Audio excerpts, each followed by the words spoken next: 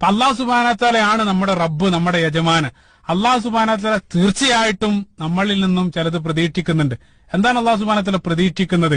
സൂറത്തു ദാരിയാത്തിന്റെ 56-ാമത്തെ വചനത്തിൽ വമാ ഖലഖ്തുൽ ജിന്ന വൽ ഇൻസ ഇല്ലാ ലിയഅ്ബുദൂൻ, അവനെ ആരാധിക്കാൻ വേണ്ടിയല്ലാതെ, അള്ളാഹു സുബ്ഹാനഹു വ തആല അനുസരിച്ച് അവന് കീഴ്പ്പെട്ട് ജീവിക്കാൻ വേണ്ടിയല്ലാതെ അള്ളാഹു സുബ്ഹാനഹു വ തആല ഒന്നിനെയും സൃഷ്ടിച്ചിട്ടില്ല. മനുഷ്യനെയും ജിന്നിനെയും സൃഷ്ടിക്കാനുള്ള പ്രധാനപ്പെട്ട കാരണം അതാണ്, അള്ളാഹിനെ ആരാധിച്ച് ജീവിക്കാൻ വേണ്ടിയിട്ടാണ്. പക്ഷേ പല ആളുകളും ആ കൽപ്പന കേൾക്കുന്നുണ്ട്. അതായത് അടിസ്ഥാനപരമായിട്ടുള്ള സൃഷ്ടിപ്പിന്റെ ലക്ഷ്യം പോലും മനുഷ്യരിൽ പല ആളുകളും നിർവഹിക്കുന്നില്ല. പല ആളുകളും യജമാനെ ധിക്കരിച്ചുകൊണ്ടാണ് ജീവിക്കുന്നത്.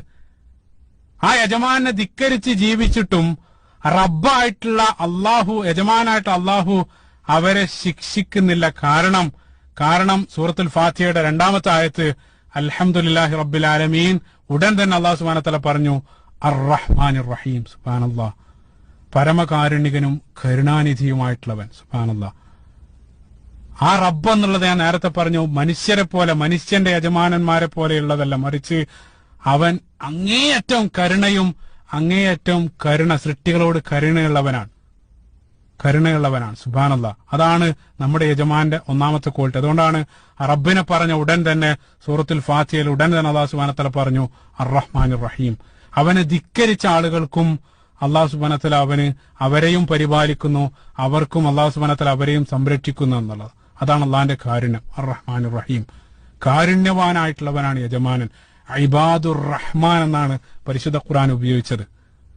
ആ രൂപത്തിൽ കാരുണ്യവാനാണെന്ന് കരുതി എല്ലാ കാലത്തും അവനെ ധിക്കരിച്ച് ഇങ്ങനെ നടക്കാൻ പറ്റുമോ? അള്ളാഹിന്റെ കാരുണ്യമാണ്, അള്ളാഹ് കാരുണ്യവാനാണ്, എനിക്ക് അള്ളാഹിനെ അനുസരിക്കേണ്ട ഒരു കാര്യമില്ല, അള്ളാഹു കാരുണ്യവാനാണെന്ന് പറഞ്ഞ് സർവ്വകാലത്തും അള്ളാഹിനെ ധിക്കരിച്ച് നിങ്ങൾക്ക് നടക്കാൻ പറ്റുമോ? ഒരു പ്രശ്നവുമില്ല.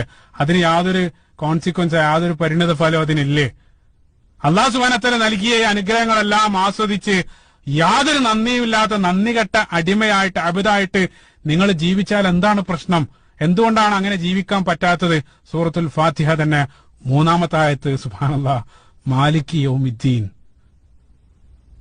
യൗമുദ്ദീൻ, അതായത് പ്രതിഫല നാളിന്റെ ഉടമസ്ഥനാണ് അവൻ. അതായത് നിങ്ങൾക്ക് എക്കാലഘട്ടത്തും അള്ളാഹിന്റെ കാരുണ്യം ആസ്വദിച്ചുകൊണ്ട് നിങ്ങൾക്ക് ജീവിക്കാൻ സാധ്യമല്ല, മറിച്ച് അതിനെല്ലാം കണക്ക് പറയേണ്ട ഒരു ദിനം നിങ്ങളുടെ മുമ്പിൽ വരാനുണ്ട്. അതുവരെ നിങ്ങൾക്ക് ആസ്വദിക്കാം. ആ കണക്ക് കൃത്യമായിട്ട് യജമാന്റെ മുമ്പിൽ ബോധിപ്പിക്കേണ്ടതായിട്ടുള്ള ഒരു ദിനം നിങ്ങൾക്ക് മുമ്പിൽ വരാനുണ്ട് എന്നുള്ളതാണ്. സുബ്ഹാനല്ലാഹ്, അല്ലാഹു സുബ്ഹാനഹു വ തആലയുടെ അടിമയാണ് ഞാനെന്ന് അഭിമാനത്തോടുകൂടെ സൃഷ്ടി പ്രഖ്യാപിക്കുന്നതോടുകൂടെ മറ്റുള്ള സകല അടിമത്തത്തിൽ നിന്ന് യഥാർത്ഥത്തിൽ അവന് സ്വതന്ത്രമാവാൻ. നിങ്ങൾ ചിന്തിച്ചു നോക്കുക, സൃഷ്ടാവിനുള്ള അടിമത്തം എന്നുള്ളത് യഥാർത്ഥത്തിൽ അത് അടിമത്തല്ല, മറിച്ച് ഏറ്റവും വലിയ സ്വാതന്ത്ര്യത്തിന്റെ പ്രഖ്യാപനം കൂടിയാണ്.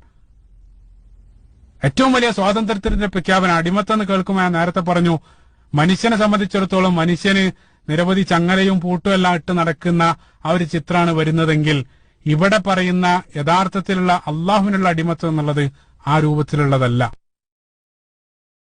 യജമാനൻ ഏറ്റവും സ്നേഹനിധിയാണ്. അതാണ് അർ-റഹ്മാൻ റഹീം. അവന്റെ അള്ളാഹുവിന്റെ ഏറ്റവും പ്രധാനപ്പെട്ട നാമം റഹ്മാൻ എന്നുള്ളത്.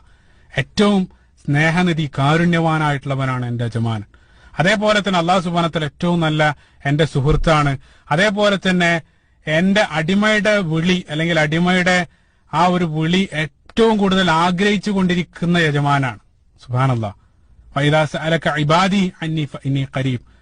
ഏത് സന്ദർഭത്തിലും അടിമ തന്നോട് ചോദിക്കണമെന്ന് ആവശ്യപ്പെടുകയും അതേ സന്ദർഭത്തിൽ ചോദിക്കപ്പെടാത്തത് ഇഷ്ടപ്പെടാതിരിക്കുകയും ചെയ്യുന്ന ഒരു യജമാനൻ. സുബ്ഹാനല്ലാഹ്, എത്ര കാരുണ്യവാനാണ്. അത് മാത്രമല്ല, അടിമയേക്കാൾ സ്നേഹിക്കുന്ന യജമാനൻ. അങ്ങനെ ഉണ്ടാവുമല്ലോ, അടിമയേക്കാൾ സ്നേഹിക്കുന്ന യജമാനൻ. മാത്രമല്ല, ഏത് സന്ദർഭത്തിലും തന്റെ അടിമയെക്കുറിച്ച് ഓർത്തുകൊണ്ടിരിക്കുന്ന, ഫദ്കുറൂനി അദ്കുറുക്കും, അള്ളാഹു ഏത് സന്ദർഭത്തിലും നമ്മളെ ഓർത്തുകൊണ്ടിരിക്കുന്ന ഒരു യജമാനൻ.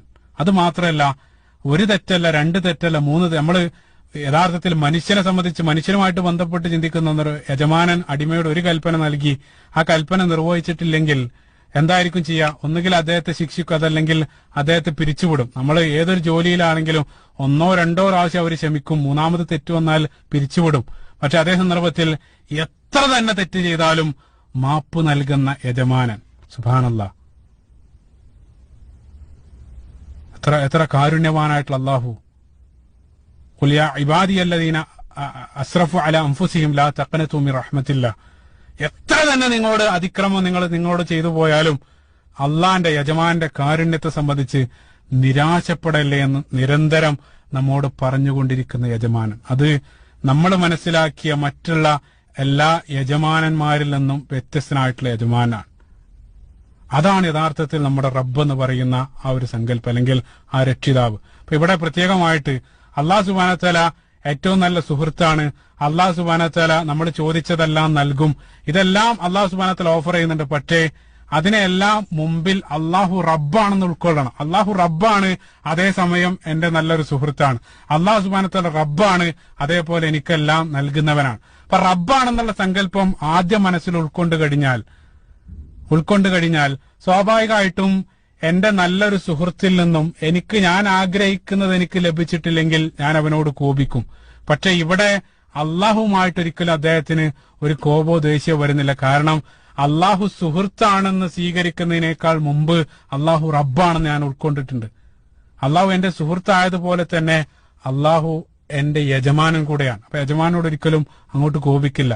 അതേപോലെ തന്നെ അള്ളാഹു സുബ്ഹാനഹു വ തആല എല്ലാം നൽകുമെന്ന് ഞാൻ വിശ്വസിക്കുന്നുണ്ട്. പക്ഷെ അതിനു മുമ്പ് അള്ളാഹു സുബ്ഹാനഹു വ തആല റബ്ബാണെന്ന് ഞാൻ ഉൾക്കൊണ്ടിട്ടുണ്ട്. അതുകൊണ്ട് തന്നെ നൽകിയാൽ ഞാൻ സന്തുഷ്ടനാണ്, നൽകിയിട്ടില്ലെങ്കിലും ഞാൻ സന്തുഷ്ടനാണെന്നുള്ള സുബ്ഹാനല്ലാഹ്. ആ രൂപത്തിൽ നമ്മുടെ യജമാനായിട്ടുള്ള റബ്ബിന് അവന് നമ്മുടെ ജീവിതത്തെ സമർപ്പിക്കുന്ന സന്ദർഭത്തിൽ നമ്മൾ മുസ്ലിങ്ങളാവണം. അതാണ് ഇസ്ലാം എന്നുള്ള പദത്തിന്റെ യഥാർത്ഥത്തിലുള്ള അർത്ഥം. അവന് ജീവിതത്തെ സമർപ്പിക്കുന്നതോടുകൂടെ മറ്റുള്ള യജമാനന്മാരിൽ നിന്നെല്ലാം, മറ്റുള്ള എല്ലാ അടിമത്വത്തിൽ നിന്നും നമ്മൾ യഥാർത്ഥത്തിൽ സ്വതന്ത്രമാവാൻ. ഇപ്പൊ ഇന്ന് നമുക്കറിയാം, നമ്മള് അടിമത്വത്തിൽ നിന്ന് സ്വാതന്ത്ര്യമാവാന്ന് പറയുമ്പോൾ ഇന്ന് യഥാർത്ഥത്തിൽ ചങ്ങലകളും അതേ രൂപത്തിൽ നമ്മൾ മുൻകാലഘട്ടത്തിൽ നമ്മൾ കണ്ടിട്ടുള്ള ആ രൂപത്തിലുള്ള ഒരു അടിമത്വം ലോകത്തില്ല. ആ രൂപത്തിലുള്ള ഒരു അടിമത്വം പ്രത്യക്ഷത്തിൽ ലോകത്ത് എവിടെയും നിലനിൽക്കുന്നില്ല. പക്ഷേ അതിനേക്കാൾ ഭീകരമായിട്ടൊരു അടിമത്വത്തിന് ഇന്ന് നമ്മൾ വിധേയമായിക്കൊണ്ടിരിക്കുകയാണ്, അല്ലെങ്കിൽ വിധേയമാക്കപ്പെട്ടുകൊണ്ടിരിക്കുകയാണ്. നമ്മൾ പലപ്പോഴും നമ്മൾ പോലും അറിയാതെ നമ്മുടെ മനസ്സ് പലതിനും അടിമപ്പെട്ടുകൊണ്ടിരിക്കുകയാണ്. അടിമത്തം എന്താണ് നമ്മൾ അതിലേക്ക് വരുന്നുണ്ട്. അതായത് ഇപ്പൊ ചില ആളുകൾ പണത്തിന് അടിമപ്പെട്ട ആളുകളുണ്ട്. പണമാണ് അവനെല്ലാം.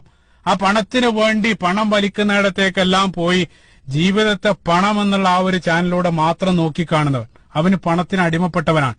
ചില ആളുകൾ സമൂഹത്തിലുള്ള ചില ട്രെൻഡുകൾക്ക്, ആ ഫാഷൻ അടിമപ്പെട്ട ആളുകൾ, അതേ രൂപത്തിലുള്ള ഒരു വലിയ യുവജനതയെ ഈ ലോകത്ത് നമുക്ക് കാണാൻ സാധിക്കും.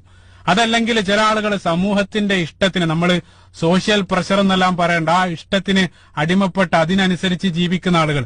അതിനേക്കാൾ വലിയ, ഏറ്റവും വലിയ ഭീകരമായിട്ട് പരിശുദ്ധ ഖുർആൻ തന്നെ എടുത്തു പറയുന്ന മറ്റൊന്ന് ദേഹേച്ഛകൾക്ക് അടിമപ്പെട്ട ആളുകൾ. മനുഷ്യന്റെ ശഹവാത്തുകൾക്ക്, ദേഹേച്ഛകൾക്ക് അടിമപ്പെട്ട ആളുകൾ. അതായത് അവന്റെ ശരീരം കൽപ്പിക്കുന്നത് അവന് തോന്നിയതെല്ലാം പ്രവർത്തിക്കുകയും തോന്നിയത് കുടിക്കുകയും തോന്നിയതെല്ലാം പ്രവർത്തിച്ചുകൊണ്ട് മൃഗങ്ങളെപ്പോലെ ജീവിക്കുന്ന ഒരു വലിയ വിഭാഗം ആളുകൾ. അപ്പൊ അതിലേക്കാണ് ഭൗതികവാദികളെല്ലാം നമ്മളെ ക്ഷണിച്ചുകൊണ്ടിരിക്കുന്നത്.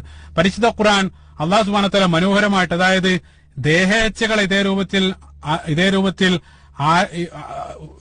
ദേഹേച്ഛകളെ ഇലാഹാക്കിയ ആളുകളെ സംബന്ധിച്ച് അല്ലാഹു സുബ്ഹാനഹു വ തആല പറയും. സൂറത്തുൽ ജാദിയയുടെ 23-ാമത്തെ വചനത്തിൽ അല്ലാഹു സുബ്ഹാനഹു വ തആല പറഞ്ഞു, അഫറഅയ്ത മനിത്തഖദ ഇലാഹഹു ഹവാഅൻ.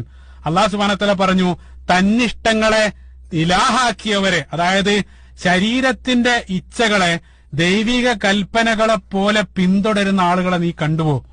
ദൈവിക കൽപ്പനകളെ പോലെ, അതായത് ഞാൻ പറഞ്ഞു, അടിമ ഉടമ ബന്ധം, യജമാനൻ എന്ത് കൽപ്പിച്ചാലും അത് അപ്പടി ചെയ്യപ്പെടുന്ന ഒരു അടിമയെ പോലെ ശരീരം എന്ത് കൽപ്പിക്കുന്നുവോ അത് അപ്പടി അതേ രൂപത്തിൽ പ്രവർത്തിച്ചു കൊണ്ടിരിക്കുന്ന ഒരു മനുഷ്യനെ നീ കണ്ടുപോ എന്നാണ് അല്ലാഹു സുബ്ഹാനഹു വ തആല ചോദിക്കുന്നത്. അങ്ങനെയാണെങ്കിൽ അതേ രൂപത്തിൽ ശരീരം വലിക്കുന്നിടത്തേക്കെല്ലാം നിങ്ങൾ അതേ രൂപത്തിൽ തോന്നിയ രൂപത്തിൽ ചെയ്യുകയാണെങ്കിൽ പിന്നീട് മനുഷ്യനും മൃഗവും തമ്മിലുള്ള മാറ്റം എന്താണ്? തോന്നിയതെല്ലാം ചെയ്ത് ജീവിക്കുന്ന മൃഗവും മനുഷ്യനും തമ്മിലുള്ള വ്യത്യാസം എന്താണ്? സുബ്ഹാനല്ലാഹ്, അല്ലാഹു സുബ്ഹാനഹു വ തആല പറഞ്ഞ എത്ര സത്യം. ഉലൈക കൽ അൻആം ബൽ ഹും ഫീ അളൽ. അവര് മൃഗങ്ങളെ പോലെയാണ്. കാരണം മൃഗങ്ങൾ ജീവിക്കുന്നത് പോലെ തന്നിഷ്ടമനുസരിച്ച് മാത്രമാണ് ജീവിക്കുന്നത്.